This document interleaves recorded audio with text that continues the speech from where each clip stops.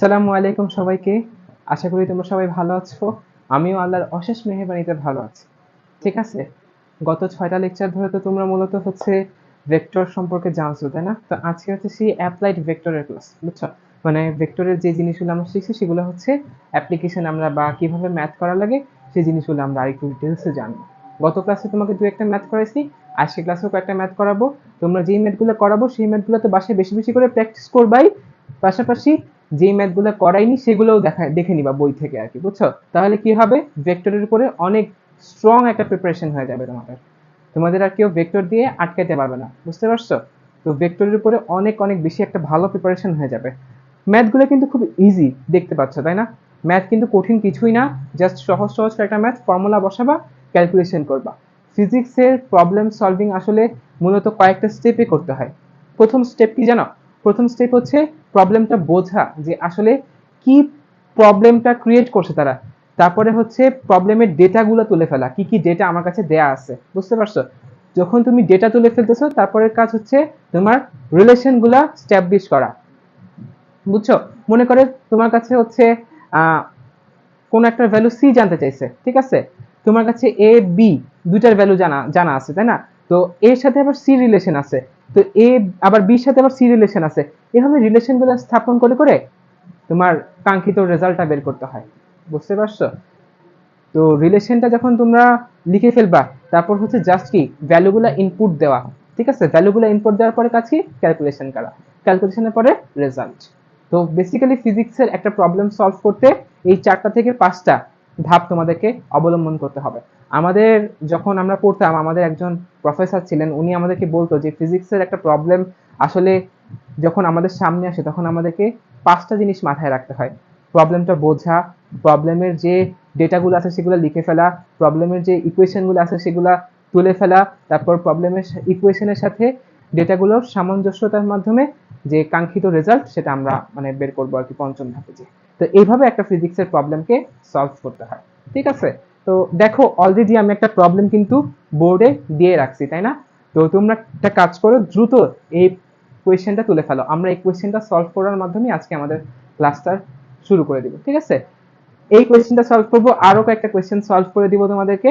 তো যেটা আমাদের কাজ সেটা হচ্ছে যে ওই ধাপগুলো অনুসরণ করা। প্রথমে কি কি ডেটা আমাদের লাগবে সেগুলো তুলে ফেলা, তারপর হচ্ছে ইকুয়েশন স্ট্যাবলিশ করা, ডেটাগুলো ইনপুট দেওয়া, ক্যালকুলেশন করা, রেজাল্ট লিখে ফেলা, বুঝছো? তো শুরু করা যাক আজকে ক্লাস। অনেক বেশি কথা বলে ফেলছি। আমি ইমতিয়াজ, আমার পরিচয় তো জানো, আর পরিচয় দিতে ভালো লাগে না, বুঝছো? তো শুরু করা যাক আজকে ক্লাস। দেখো আজকের ফার্স্ট কোয়েশ্চেনটা কি, দেখো ফার্স্ট কোয়েশ্চেনে বলছে যে একটা স্থানাঙ্ক ব্যবস্থা দিয়ে দিছে, তাই না? এখানে বলে দিছে সি একটা ভেক্টর, সি একটা ভেক্টরের স্থানাঙ্ক কি কি 1, -2, 3। এটা যদি সি ভেক্টর হয়, 1টা কি সি ভেক্টরের এক্স এক্সিসের ভ্যালু, ঠিক আছে? ওয়াইটা কি মানে -2 কি ওয়াই এক্সিসের ভ্যালু, 3 কি জেড এক্সিসের ভ্যালু, তাই না? তো এখানে কি বলছে প্রথম কোশ্চেন, সি ভেক্টরটা এক্স অক্ষের সাথে কত কোণ উৎপন্ন করে? তোমাদেরকে যখন আমি দিক কোসাইন পড়াইছিলাম তখন মনে আছে না তোমাদের? এক্স অক্ষের সাথে কোন একটা ভেক্টর যে কোণটা উৎপন্ন করে তাকে কি বলে? কজ আলফা, ঠিক আছে? তো কজ আলফা সমান সমান কি ওই এক্স এক্সিসের যে ভ্যালুটা থাকে সেটা ডিভাইডেড বাই পুরো ভেক্টরের ভ্যালুটা, সেটা সমান সমান কি কজ আলফা। এরপরে জাস্ট কজটাকে ডান পাশে পাঠিয়ে দিলে কি আমাদের আলফার ভ্যালু বা কতটুকু কোণ উৎপন্ন করতেছে সেই রেজাল্টটা আমরা পেয়ে যাব। তো ম্যাথটা শুরু করি, ঠিক আছে? দেখো লিখে ফেলো সলিউশন।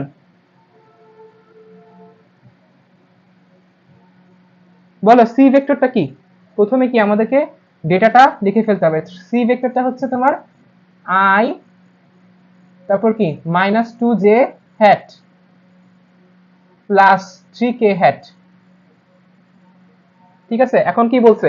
সি ভেক্টর এক্স অক্ষের সাথে কত কোণ উৎপন্ন করে, তাহলে আমরা লিখে দিই সি ভেক্টর এক্স অক্ষের সাথে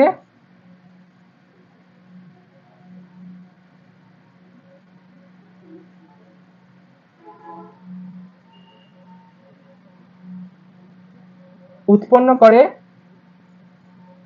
কজ আলফা, ঠিক আছে? এক্স অক্ষের সাথে উৎপন্ন কোণের পরিমাণটা কত? Cos alpha. তো এরপরে আসো কজ আলফা সমান সমান আমরা কি জানি? কজ আলফা সমান সমান আমরা জানি সি ভেক্টরের এক্স এক্সিসের যে উপাংশটা সেটা ডিভাইডেড বাই কি পুরো সি ভেক্টরের ভ্যালু, ঠিক আছে, C X square plus C Y square plus C Z square. ঠিক আছে, বুঝে গেছে কি কি কাজ করছি এখান থেকে? এরপরে কি এই যে সির এক্স এক্সিসের উপাংশ কি আই হ্যাট, আই হ্যাটের সাথে কোনো কিছু নাই মানে কি একটা 1 আছে, তাই না? এই 1 ডিভাইডেড বাই কি এই পুরো ভেক্টরটার ভ্যালু রুট ওভার 1 স্কয়ার, ঠিক আছে, plus -2 whole square plus 3 square. ঠিক আছে, এটা সমান সমান কি আমাদের cos আলফা। তো ফাইনালি আমরা cos আলফা সমান সমান কত পাচ্ছি একটু তুলে ফেলি, ক্যালকুলেটরে করো তো ম্যাথটা। 1 divided by root over 1 square plus -2 square plus 3 square. কি আসে cos আলফা সমান সমান রুট ওভার 14/14। ঠিক আছে, রুট ওভার 14/14। এখান থেকে জাস্ট আমরা আলফার ভ্যালুটা বের করব, তাহলে কি cosটাকে ওই পাশে পাঠিয়ে দিব, ওই পাশে পাঠিয়ে দিলে কি হয়ে যাবে cos ইনভার্স রুট ওভার 14/14। ঠিক আছে, এখান থেকে আলফার ভ্যালুটা কত আসে তোমরা একটু ক্যালকুলেটরে ইনপুট দাও, শিফট চেপে cos ইন মানে cos, তাহলে কি cos ইনভার্স চলে আসবে, এরপরে অ্যানসার আমাদের অ্যানসার আসতেছে 74.4 ডিগ্রি। এটা কি সি ভেক্টর, সি ভেক্টরের এক্স এক্সিসের সাথে উৎপন্ন কোণের পরিমাণ। ঠিক আছে, এই আলফা সমান সমান কি আসছে 74.4 ডিগ্রি। নিচে কি লেখাটা দেখা যাচ্ছে? আমি তো চেক করে আসি, দাঁড়াও। হ্যাঁ, স্পষ্ট দেখা যাচ্ছে। ম্যাথটা তোমরা দ্রুত তুলে ফেলো, সহজ কিন্তু ম্যাথটা, তাই না? এগুলাই তোমার বোর্ডে আসবে, বুঝছো? এগুলাই 21 সালের কোয়েশ্চেন, এগুলাই তোমাদের বোর্ডে আসবে, গতে বা ঘতে আসবে। তোমরা জাস্ট ফর্মুলা বসে ঠান্ডা মাথায় ক্যালকুলেশন করে দিলেই 3 মার্ক 4 মার্কস কনফার্ম হয়ে যাবে, বুঝছো? সহজ ম্যাথ একদম। মুছে দিই তাহলে। সবসময় মাথায় রাখবে কি একটা ফিজিক্সের একটা প্রবলেমকে সলভ করার জন্য 5টা ধাপ অবলম্বন করতে হবে আমাদের, বুঝছো? 5টা ধাপ ঠিক মতো না অবলম্বন করতে পারলে কি ফিজিক্সের কোনো প্রবলেমই আর প্রবলেম না, সব একদম ইজি, ডাল ভাত, বুঝছো? এরপরে কোশ্চেনটা একটু পড়ো তো। এরপরে কোশ্চেন করছে এ ভেক্টর, বি ভেক্টর এবং সি ভেক্টর, ভেক্টর তিনটা কি একই সমতলে অবস্থান করে কিনা। গত ক্লাসেও এই রিলেটেড একটা ম্যাথ আমি তোমাদেরকে সলভ করে দিছি, আজকে ওই ম্যাথটা আমি নিয়ে আসলাম, কারণ কি জানো, ম্যাথটা খুব ইম্পর্টেন্ট। এই ম্যাথটা তোমাদের হয়তো বোর্ড পরীক্ষায় চলেও আসতে পারে, 90% সম্ভাবনা আছে। তো এই ম্যাথটা দুইবার করানোর কারণ হচ্ছে এই ম্যাথটা যাতে আসে এবং তোমরা যাতে কেউ ভুল না করো, বুঝতে পারছো? কেউ যাতে এই ম্যাথটা ভুল না করো। তাহলে এই ম্যাথের কাজ কি, বারবার আমি তোমাদেরকে বলে আসছি যে A vector, B vector, C vector তিনটা একই সমতলে অবস্থান করবে যদি A vector dot B vector cross C vector সমান সমান কি 0 হয়, তাহলে, তাই না?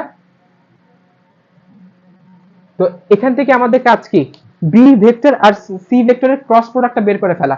তো আমরা এখানে একটু পাশে A vector, B vector, C ভেক্টরের ভ্যালুগুলো লিখে ফেলি। ভ্যালু মানে কি, মানে ভেক্টরগুলো লিখে ফেলি। তারপর হচ্ছে বি ক্রস সি করব, বি ক্রস সি করার পরে যে রেজাল্ট আসবে সেটার সাথে কি এ ডট করব, করার পরে যদি দেখি 0 তাহলে ভেক্টর তিনটা একই সমতলে অবস্থান করতেছে। ঠিক আছে, আসো এখান থেকে বলো তো এই ভেক্টরের ভ্যালু কত আসবে। দেখো 2 i হ্যাট, তারপর কি মাইনাস জে হ্যাট প্লাস কে হ্যাট।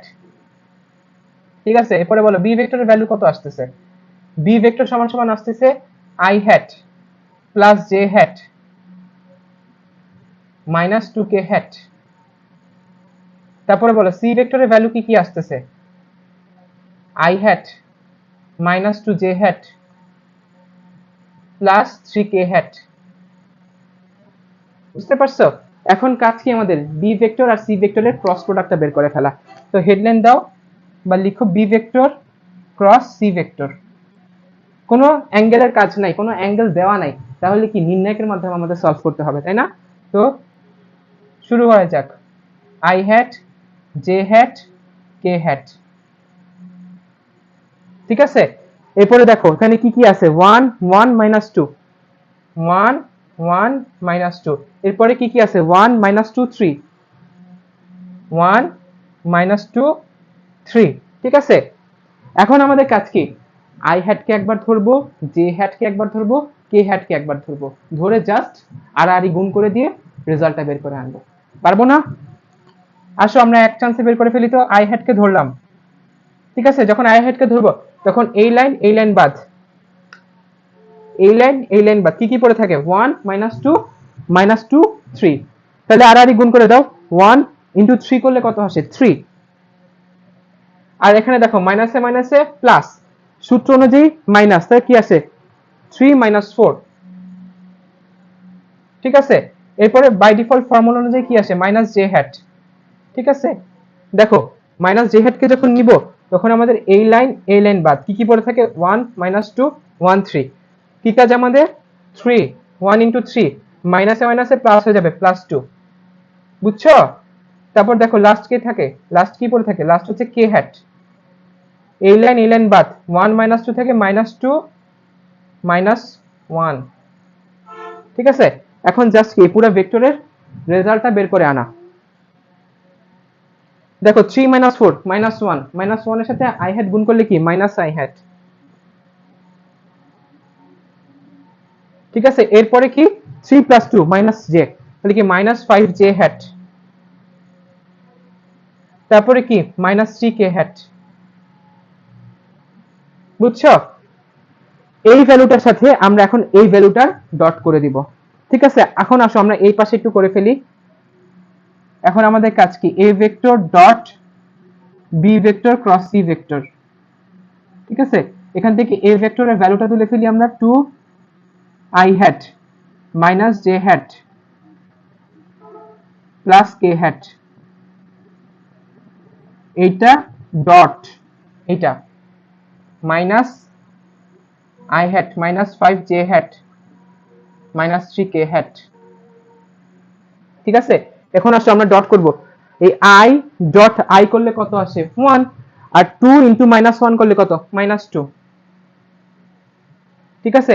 এরপরে দেখো জে জে ডট করলে কত 1, আর এখানে কি থাকে 1 আর 1, তাহলে -1 × -1 কি প্লাস, -1 × -5 কি তাহলে কি +5, এরপরে কি 1 -3, তাহলে এখান থেকে কত -3, তো এখান থেকে ফাইনালি কত আসতেছে 0, ঠিক আছে। ফাইনালি আমাদের ভ্যালুটা আসতেছে 0। তার মানে কি এই ভেক্টর তিনটা একই সমতলে অবস্থিত, তাই না। দেখো এই ফাইনাল রেজাল্টটা কি আসতেছে 0, তার মানে কি a vector b vector c vector পরস্পর কি একই সমতলে অবস্থিত, ঠিক আছে। এরপরের লাইনটা আমি আর লিখলাম না, এগুলা তোমরা যখন পরীক্ষা হলে লিখবা সুন্দর করে দেখাই দিবা, a vector b vector c vector পরস্পর একই সমতলে অবস্থিত। আচ্ছা দেখো তো, এই যে ভেক্টরের ছবিটা আমি আঁকছিলাম মানে এক্স ওয়াই এক্সিস এর উপর, এখানে সবগুলা ভেক্টরই কি এক্স ওয়াই এক্সিস এর উপর না, একই তলের উপর অবস্থিত না। এখান থেকে কিন্তু দেখেও বলে দেওয়া যায় যে এই ভেক্টর তিনটা একই সমতলে অবস্থিত।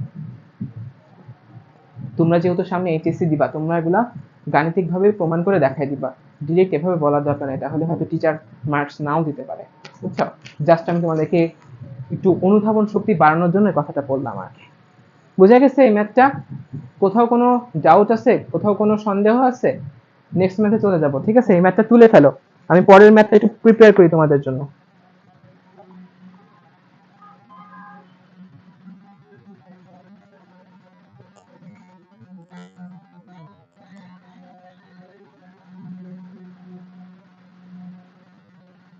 ম্যাথটা একটু জলদি জলদি করে তুলে ফেলো তোমরা।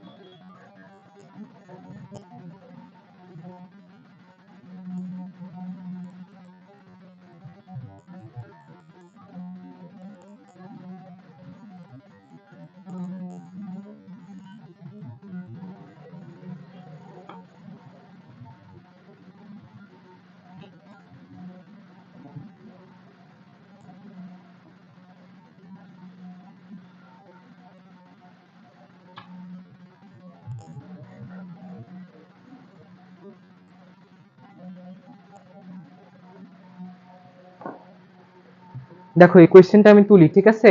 হোপফুলি তোমরা এগুলো সব তুলে ফেলছো। তো আমি এখন একটা কোয়েশ্চেন তুলি, তোমরা আমার সাথে কোয়েশ্চেনটা তুলতে থাকো, ঠিক আছে?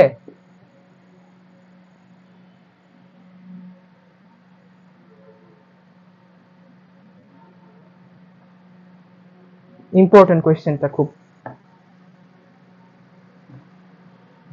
দেখো এখানে কি বলছে, আগে কোয়েশ্চেনটা দেখো, বুঝো কি বলে এখানে। এখানে বলছে এম সমান সমান কি 10 কেজি, ঠিক আছে? ভরের একটি বস্তুর উপর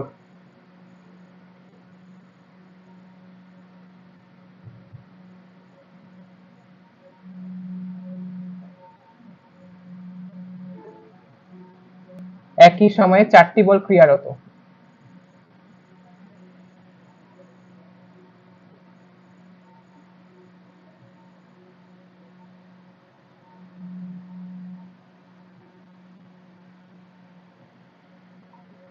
ঠিক আছে, বুঝতে পারছো কোয়েশ্চেনটা? একটা বস্তুর উপর একই সময়ে 4টা বল ক্রিয়া করতেছে। কোয়েশ্চেনটা দেখো, এই যে এটা হচ্ছে সেই এম, ঠিক আছে?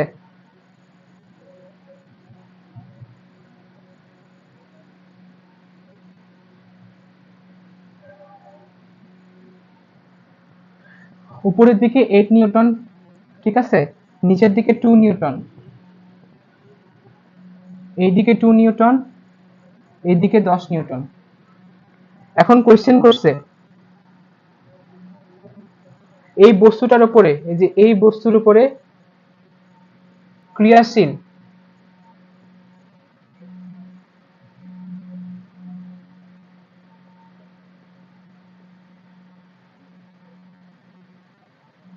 নেট বলের পরিমাণ কত?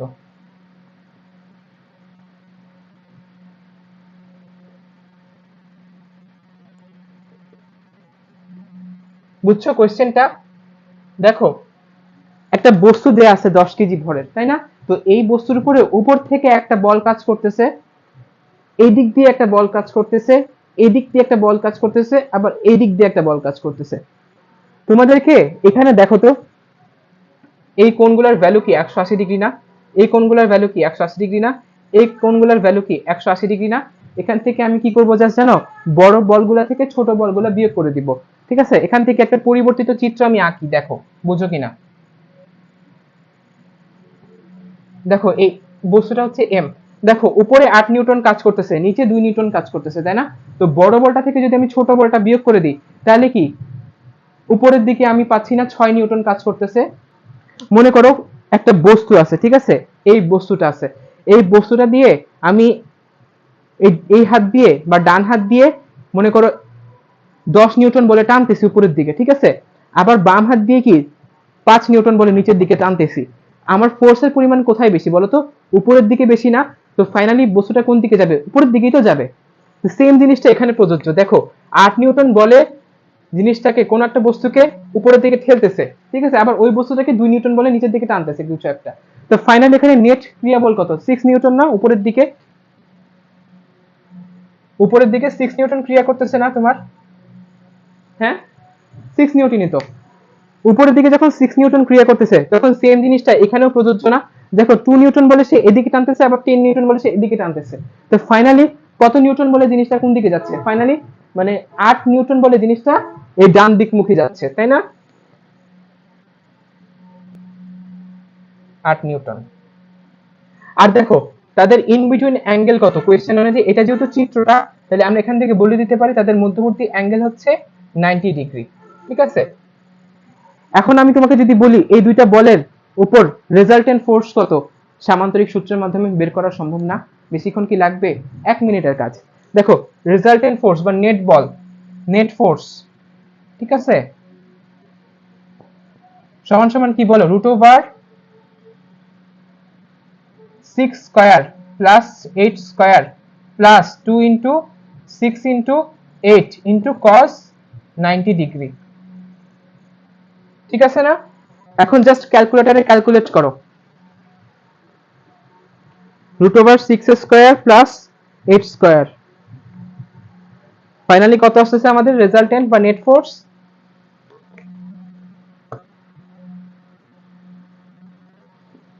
10 নিউটন। ঠিক আছে, ফাইনালি আমাদের রেজাল্টেন্ট বা নেট ফোর্স আসতেছে 10 নিউটন। এটাই কি আমাদের অ্যান্সার। ঠিক আছে, বোঝা গেছে? হোপফুলি বুঝতে পারছো। এখন তোমাদের একটা কোয়েশ্চেন থাকতে পারে, ভাই এই ফোর্সটা আসলে কোন দিকে কাজ করতেছে, তাই না? তো দেখো, এটা যদি আমাদের উত্তর দিক হয়, ঠিক আছে, এটা কি আমাদের দক্ষিণ দিক, তাই না? এটা কি আমাদের পূর্ব দিক, এটা আমাদের পশ্চিম দিক। ঠিক আছে, তাহলে ফাইনালি দেখো এই ফোর্সটা কোন দিকে কাজ করতেছে, উত্তর পূর্ব। ঠিক আছে, তো ফাইনালি নেট ফোর্স উত্তর পূর্ব দিকে।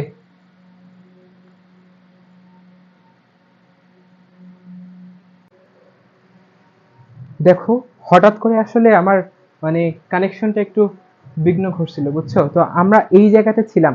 দেখো, এখানে ফাইনালি 8 নিউটন ফোর্স এদিকে কাজ করতেছে পূর্ব দিকে, উত্তর দিকে 6 নিউটন ফোর্স কাজ করতেছে, মাঝখানে ইন বিটুইন অ্যাঙ্গেল হচ্ছে 90 ডিগ্রি।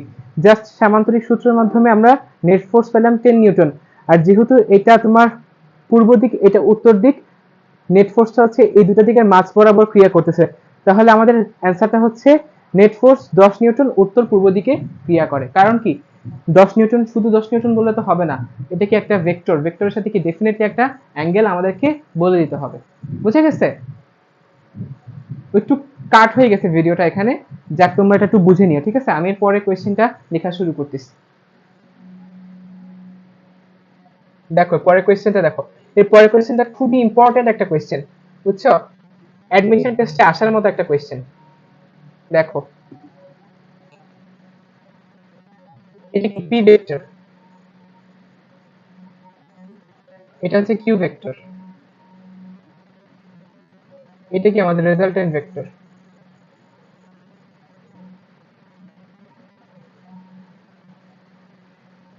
এটা হচ্ছে আমাদের ও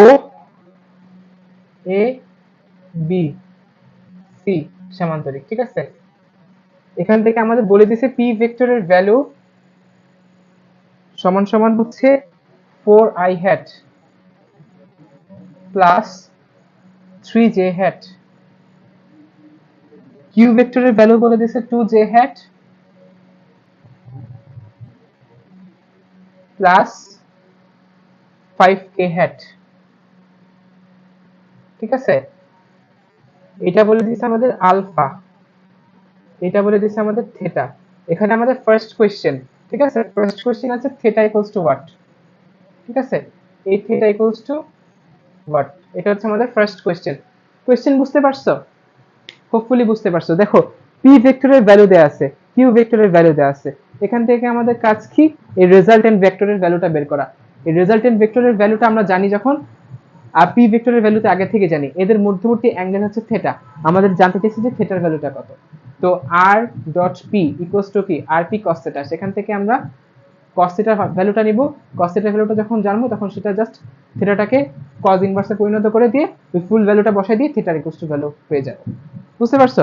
আচ্ছা, এত কথা না বলে ম্যাথটা শুরু করি, আসো সলিউশন করি। সলিউশনে কি আসবে আমাদের, রেজাল্টেন্ট ভেক্টরটা জানা লাগবে আগে, তাই না? রেজাল্টেন্ট ভেক্টরটা কি, P vector plus Q vector. P vector আর কিউ ভেক্টরকে যোগ করলে কি আসে, দেখো প্রথমে আসবে 4i হ্যাট, কারণ কি, কারণ কিউ ভেক্টরের সাথে কিছু নাই মানে কি, পি ভেক্টরটা আছে, তাহলে কি 4i হ্যাট আসবে। এরপরে আসবে হচ্ছে 3j প্লাস 2j মানে 5j হ্যাট, এরপরে আসবে জাস্ট প্লাস 5k হ্যাট। এটা কি আমাদের রেজাল্টেন্ট ভেক্টর। এই ভেক্টরটার ভ্যালু জানি আমরা, এই ভেক্টরটার ভ্যালু জানি, এই দুইটা ভেক্টরের ডট গুণ করলে কি এখান থেকে আমরা থিটা পাবো না?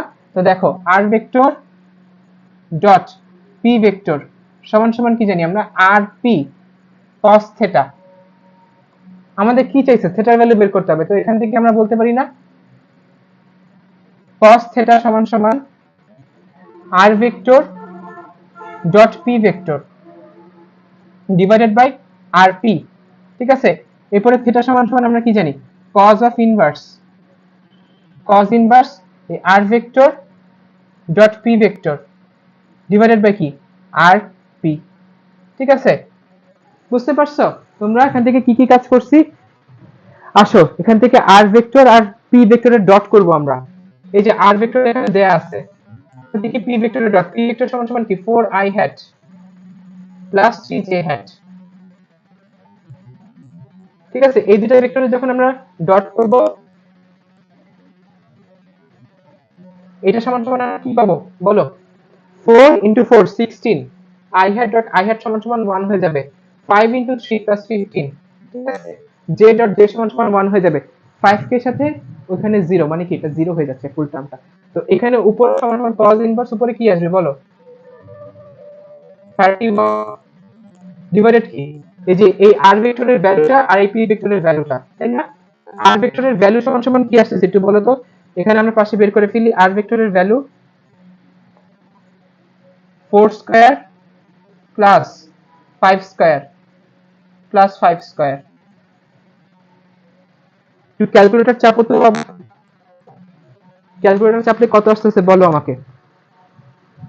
Root over 4 square plus 5 square plus 5 square, root over 66 আসতেছে তাই না, রুট ওভার 66। আর পি ভেক্টরের ভ্যালুটা কত আসতেছে, P vector root over 3 square plus 4 square সমান সমান কি 5, তাই না?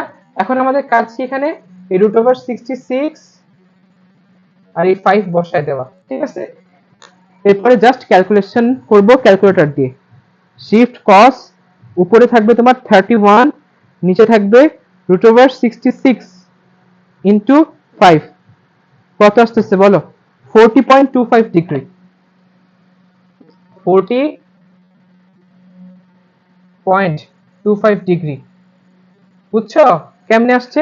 দাঁড়াও আমি একটু দেখে নিই নিচের লেখা দেখা যাচ্ছে কিনা, একবার যেহেতু কানেকশন লস্ট হয়েছে। হ্যাঁ, বোঝা যাচ্ছে লেখা, নিচের লেখা বোঝা যাচ্ছে। এখানে কি করছি ম্যাথটা তোমরা বুঝতে পারছো? দেখো আর ভেক্টরের ভ্যালু আমরা বের করছি কিভাবে, এই পি ভেক্টর আর কিউ ভেক্টরটার যোগ করে দিয়ে। আর কি বলছে আমাদের, দেখো পি ভেক্টরের সাথে আর ভেক্টরের অ্যাঙ্গেল কত, থিটা। আমরা জাস্ট ডট গুণন অ্যাপ্লাই করছি, আর ভেক্টর ডট পি ভেক্টর সমান সমান কি আর পি কস থিটা। সবকিছুর ভ্যালু জানি, জাস্ট জানি না হচ্ছে থিটার ভ্যালুটা, জানতে চাইছি কি থিটার ভ্যালুটা। তো থিটাকে এক পাশে নিয়ে আসছি আর বাকি সবকে ডান পাশে নিয়ে গেছি, ক্যালকুলেশন করছি, ক্যালকুলেশন করার পরে জাস্ট 40.25 ডিগ্রি হচ্ছে কি আমাদের ডিজায়ার্ড অ্যান্সার। বুঝতে পারছো? এই ম্যাথটা কুইক তুলে ফেলো, ঝটপট করে তুলে ফেলো। এটা পরে আরেকটা ম্যাথ করতে দিব তোমাদেরকে।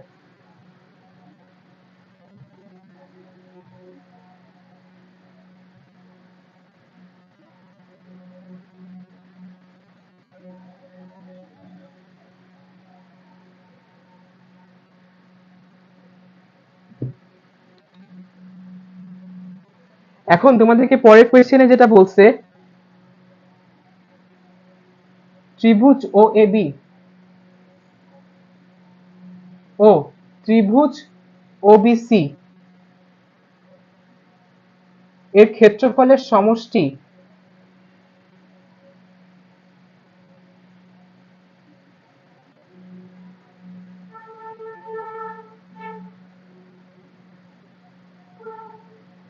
ও এ বিসি সামান্তরিকের ক্ষেত্রফলের সমষ্টির সমান হবে কিনা গাণিতিকভাবে যাচাই করো।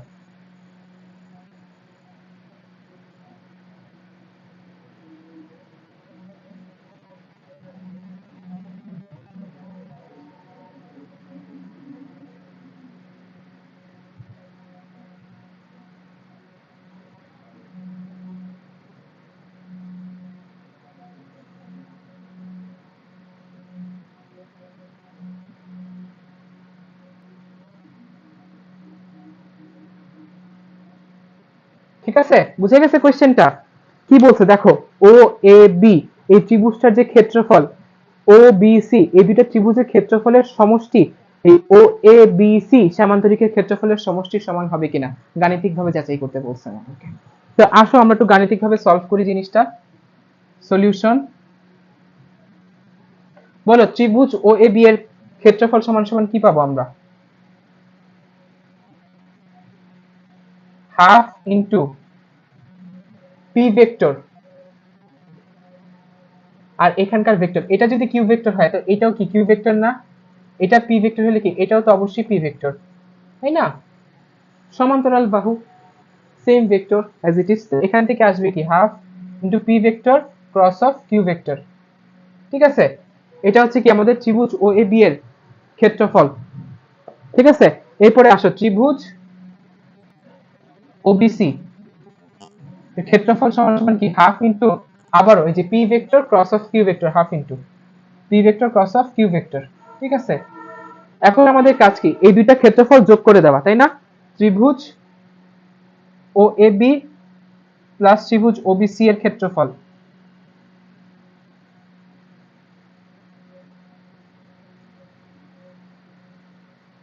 সমান সমান কি আসতেছে বলো?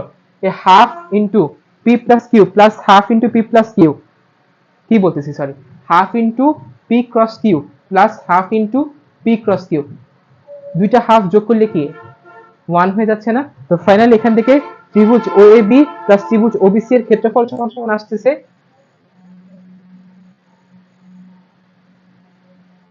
P vector cross of Q vector. বোঝা গেছে? বুঝতে পারছো? জাস্ট এই দুইটা ভেক্টর সরি দুইটা ত্রিভুজের ক্ষেত্রফল জাস্ট যোগ করে দিছি, যোগ করে দেওয়ার পরে আমাদের এইটা আসতেছে। এখন আমাদের কাজ কি ও এ বিসি সামান্তরিকের ক্ষেত্রফলটা বের করা।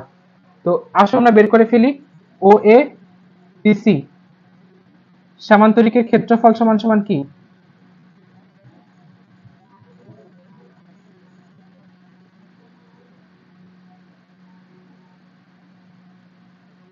ভূমি গুণ উচ্চতা, এটা ভূমি হলে কি এটা উচ্চতা না?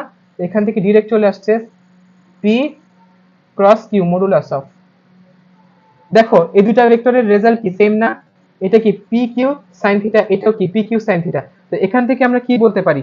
বলতে পারি যে ত্রিভুজ ও এ বি ও ত্রিভুজ ও বি সি এর ক্ষেত্রফলের সমষ্টি সমান সমান ও এ বি সি সামান্তরিকের ক্ষেত্রফল, ঠিক আছে? তো এখান থেকে বলতে পারি যে ত্রিভুজ দ্বয়ের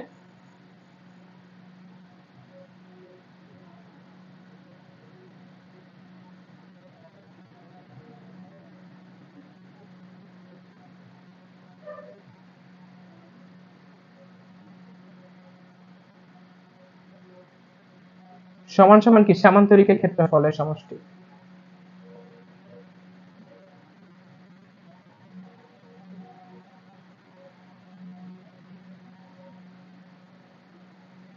ঠিক আছে?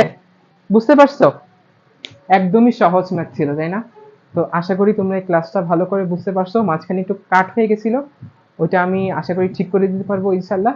তো পুরা ক্লাসটা তোমরা বুঝতে পারছো। এখানে আসলে আমি আর কোনো প্রকার ম্যাথ করাবো না। যদি তোমাদের কোনো ম্যাথে প্রবলেম হয় আমাকে ছবি তুলে পাঠাবা, আমি সেটা সলিউশন করে দিব, বুঝিয়ে দিব, ঠিক আছে? তো এরপরে আমরা ভেক্টর ক্যালকুলাস নিয়ে আলোচনা করব।